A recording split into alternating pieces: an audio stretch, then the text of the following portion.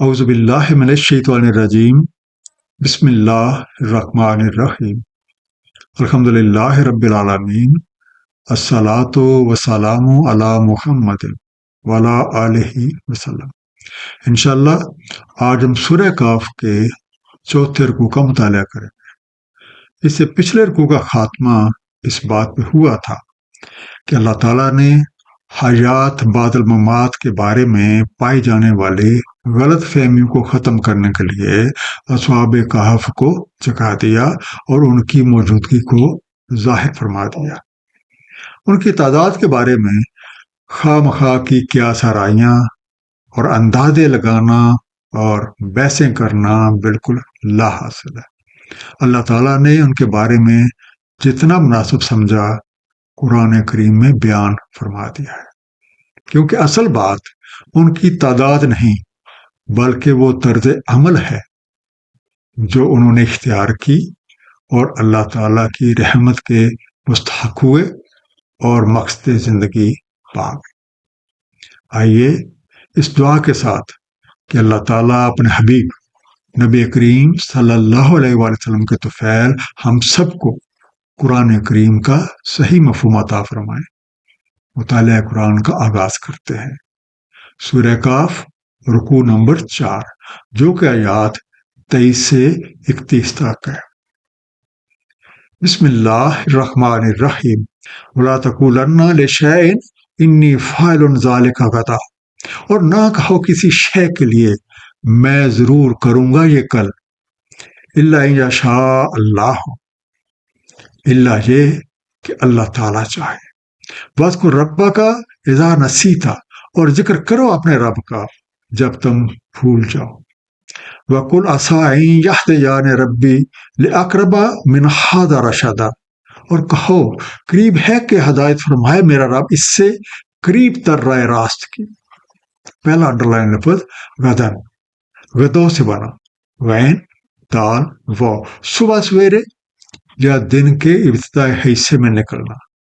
اس مادہ کا مفہوم زمانے پر دلالت کرتا ہے اور بعض اوقات کسی آنے والے مرحلے کے لیے بھی استعمال ہوتا ہے۔ ٹمارو، کل کیا ہوگا یہ غیب ہے، اور غیب کا علم اللہ تعالیٰ کے پاس ہے، وہ جس کو جس قدر چاہیں عنایت فرما دیں۔ ہمیں تو یہ بھی علم نہیں ہوتا کہ سونے کے بعد اٹھنا بھی نصیب ہوگا یا نہیں، اس لیے کسی بھی کام سے پہلے انشاءاللہ کہنا بہت ضروری ہے۔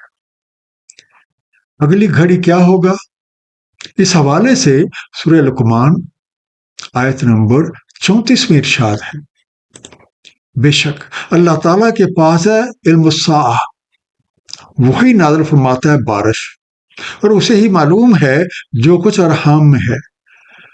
نہیں ادرا کسی نفس کو وہ کل کیا کسب کرے گا، اور نہیں ادرا کسی نفس کو کہ وہ کس زمین میں اسے موت آئے گی۔ بے شک اللہ تعالیٰ علیم ہے، خبیر ہے۔ کسی کام کو کرنے کے لیے اصل بات نیت اور کوشش ہے۔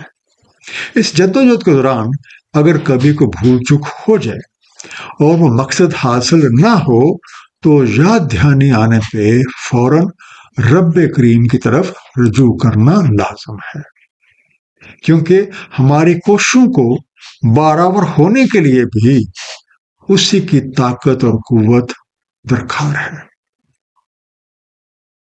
وَلَبِثُوا فِي كَهْفِهِمْ 300 سِنِينَ وَازْدَادُوا 9، اور رہے وہ اپنی کھو میں 300 برس اور زیادہ کیے 9۔ قُلِ اللَّهُ أَعْلَمُ بِمَا لَبِثُوا، کہتے ہیں اللہ تعالیٰ کو خوب علم ہے جتنا وہ رہے۔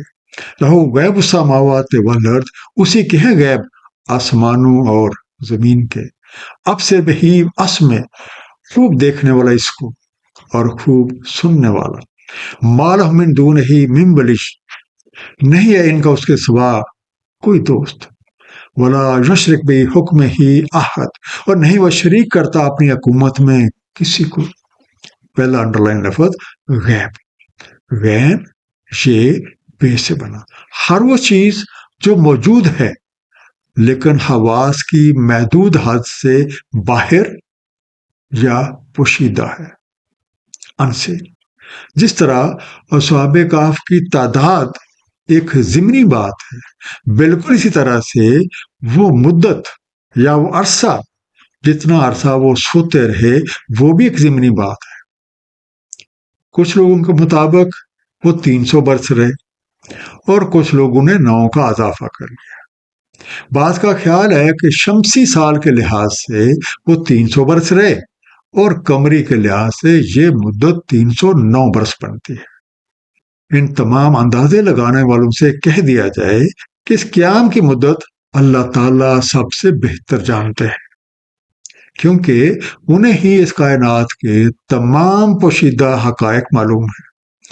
وہی سب سے بہتر سننے والے، دیکھنے والے ہیں، اور کوئی بھی چیز ان کے احاطہ علم سے باہر نہیں ہے۔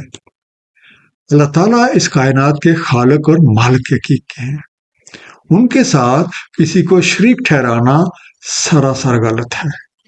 جب اصحاب کہف نے شرک سے توبہ کر لی، اللہ تعالیٰ سے ہدایت کے طالب ہوئے اور اس پہ مکمل بھروسہ کیا، تو رب کریم نے انہیں اپنے دامن رحمت میں سمیٹ لیا اور ان کی مکمل حفاظت فرمائی۔ وَاتْلُ مَا أُوحِیَ إِلَیْکَ مِن کتاب ربک، اور تلاوت کیجیے جو وحی کیا گیا تمہاری طرف تمہارے رب کی کتاب سے۔ لا مبدل لکلماتہ، نہیں کوئی بدلنے والا اس کے کلمات کو۔ وَلَن تَجِدَ مِن دُونِهِ مُلْتَحَدًا، اور ہرگز نہ پاؤ گے تم اس کے سوا کوئی جائے پناہ۔ پہلا انڈر لائن لفظ ہے لکلماتہ، کلام سے بنا، کاف لام میم، ایک کلمہ، فرمان، a word of command۔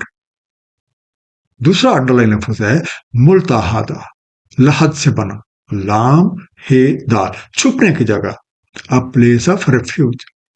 اللہ تعالیٰ کے سوا کوئی بھی عبادت کے لائق نہیں ہے۔ توحید کی یہی وہ تعلیم ہے جو تمام انبیاء کرام نے اپنی امتوں کو دی۔ ہمارے لیے بھی یہی لازم ہے کہ اللہ تعالیٰ کے ساتھ ہم کسی کو شریک نہ ٹھہرائیں۔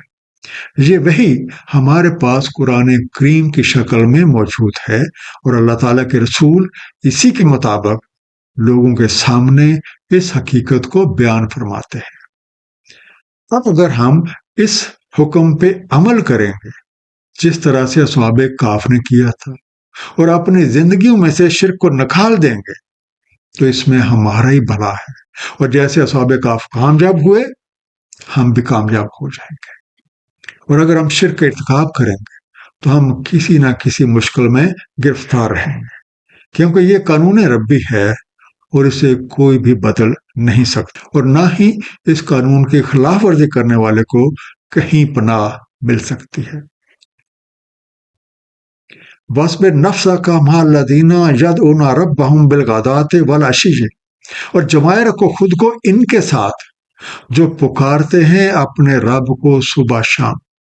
یریدون وجہہ ولا تعد عیناک عنہم، اور وہ ارادہ رکھتے ہیں اس کی خوشنودی کا، اور نہ ہٹنے پائیں تمہاری آنکھیں ان سے۔ تریدو زینت الحیات الدنیا، کہ تم ارادہ کرو حیات دنیا کی زینت کا۔ ولا تطع من اغفلنا قلبہ عن ذکرنا، اور نہ کہا من اس کا ہم نے غافل کر دیا جس کا دل اپنے ذکر سے۔ واتبع ہواہ وکان امرہ فرطا، اور وہ اتباع کرتا ہے خواہشات کی، اور ہے اس کا معاملہ افراط و تفریط پہ مبنی۔ پہلا انڈر لائن لفظ العشیہ، اشو سے بنا، عین شین و، دھندل کا یا تاریک کی چھا جمع، ایوننگ۔ فرطا، فرض سے بنا، فے رے تو، کسی چیز کو پیچھے چھوڑ کے آگے بڑھ جانا، ان ایکسیس۔ اصحاب کہف کے واقعہ سے دوسری اہم بات جو ہمارے سامنے آتی ہے وہ یہ کہ جس طرح انہوں نے اپنے آپ کو اصحاب رقیم یعنی اللہ والوں کے ساتھ وابستہ رکھا، بالکل اسی طرح ہمیں بھی صبر استقامت کے ساتھ گروہ کاملین کے ساتھ وابستہ ہونا پڑے گا۔ یہ اللہ تعالیٰ کے وہ بندے ہیں جن کے پیش نظر یہ دنیا نہیں بلکہ اللہ تعالیٰ اور اس کے حبیب نبی پاک صلی اللہ علیہ وآلہ وسلم کی خوشنودی ہوتی ہے۔ وہ لینے والے نہیں بلکہ دینے والے ہوتے ہیں، خود بھی صراط مستقیم پہ ہوتے ہیں اور دوسروں کو بھی اسی راہ کی رہنمائی کرتے ہیں۔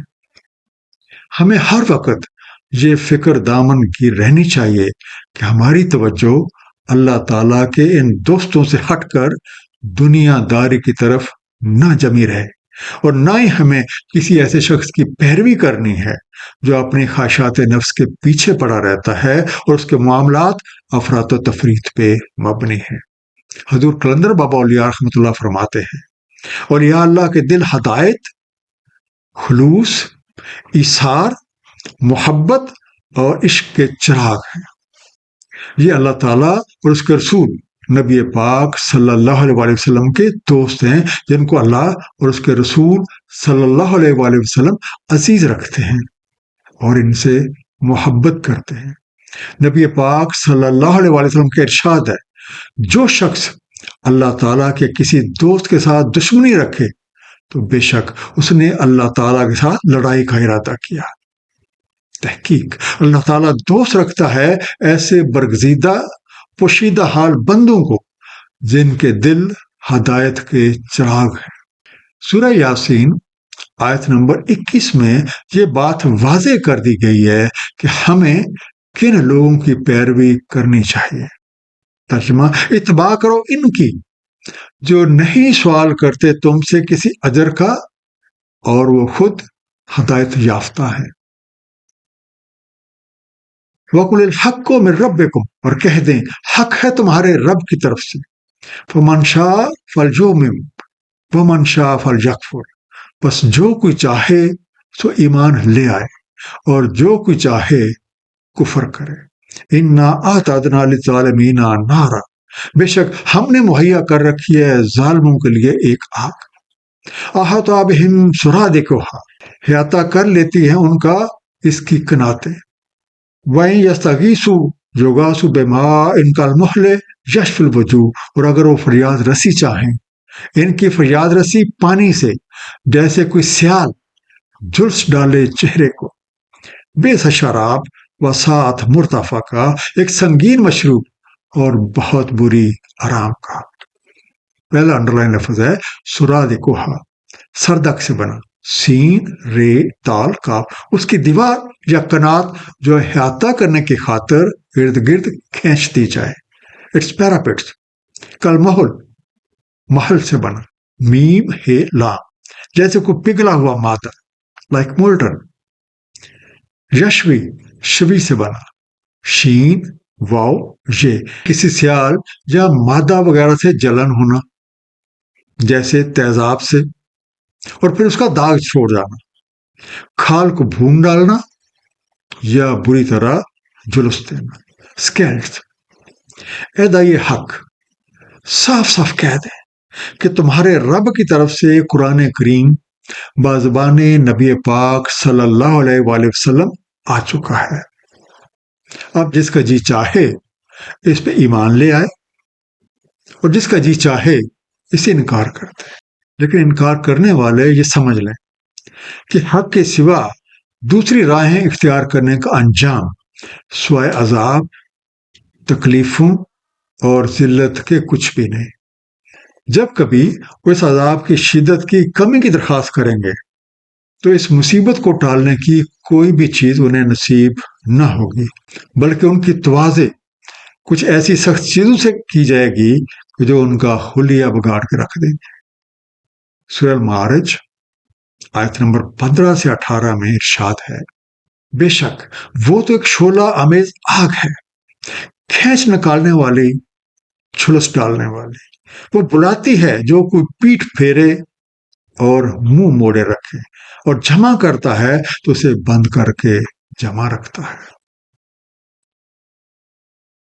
ان الذین آمنوا وعملوا الصالحات، بے شک جو ایمان لائے اور انہوں نے کیے صالح اعمال، انا لا نضیع اجر من احسن عملا، بے شک ہم نہیں ضائع کرتے اجر جو کوئی احسن عمل کرتا ہے۔ اجر الف جیم رے سے بنا، اجرت محنت کے مطابق صلہ رینیومریشن.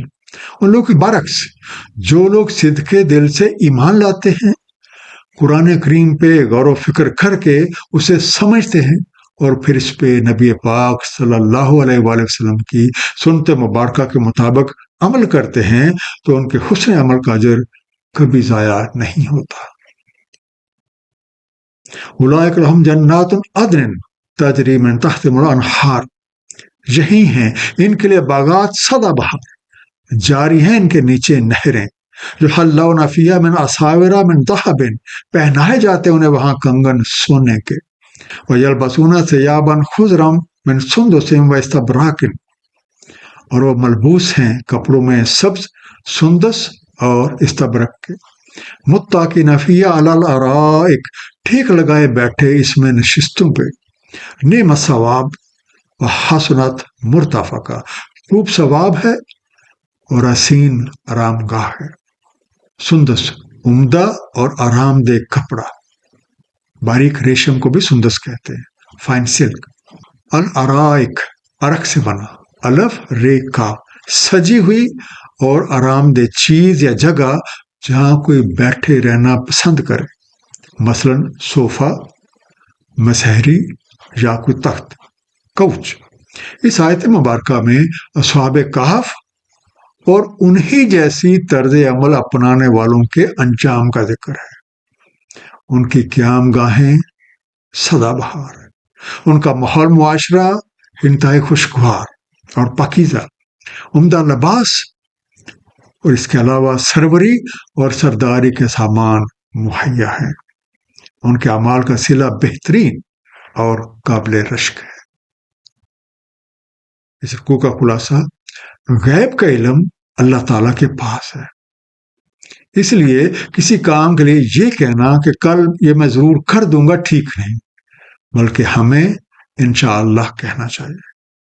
اصحاب کہف کی تعداد کی طرح ان کے غار میں رہنے کی مدت کے بارے میں کیا سرائیاں کی جاتی ہیں. اس کا اصل علم اللہ تعالیٰ کو ہے جو علام الغیوب ہے. اصحاب کہف سے متعلق انہوں نے جس قدر مناسب سمجھا قرآن کریم میں بیان کر دیا. ہم سب کے لیے وہی، یعنی قرآن کریم کو سمجھنا، اس پہ نبی پاک صلی اللہ علیہ وسلم کی سنت مبارکہ کے مطابق عمل کرنا لازم ہے. قرآن کریم کا سب سے پہلا پیغام اللہ کے ساتھ کسی اور کو شریک نہ ٹھہرانا ہے. یہ وہ بات ہے جو تمام انبیاء کرام نے اپنی امتوں کو تعلیم کی، اور یہی وہ کام ہے جو اصحاب کہف نے سر انجام دیا.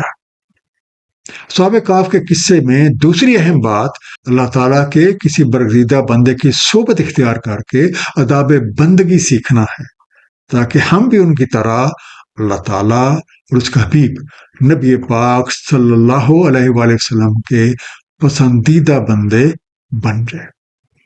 اللہ تعالیٰ ہم سب کو قرآن کریم کو صحیح طور پہ سمجھنے اور اس پہ نبی پاک صلی اللہ علیہ وآلہ وسلم کی سنت مبارکہ کے مطابق عمل کرنے کی توفیق عنایت فرمائے. صدق اللہ العلی العظیم. صلی اللہ تعالی علی حبیبہ محمد وآلہ وسلم.